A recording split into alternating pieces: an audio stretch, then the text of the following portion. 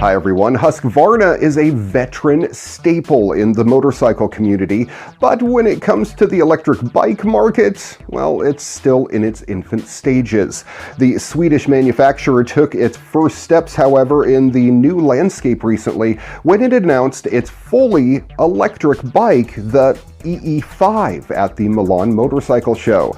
Amid numerous debuts from major players such as Honda and newcomers such as ARC, Husqvarna came to the EICMA with numerous bikes to show, including the Svartpilen 701, the Vitpilen 701 Aero, and most importantly, the all-electric EE5.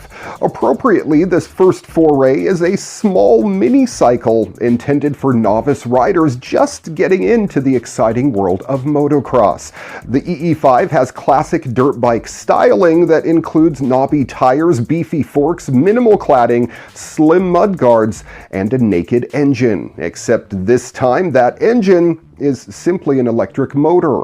The claimed state-of-the-art motor has 5 kilowatts or about 6.7 horsepower and runs on a 907 watt-hour lithium-ion battery. Husqvarna says the bike includes a quick charging system, but it doesn't go into too much detail about how long it takes or the range of the bike on a single charge.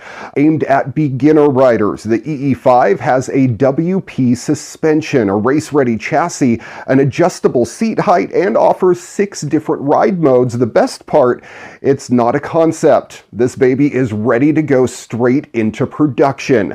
Husqvarna says the EE5 will be available to consumers starting sometime in the summer of 2019.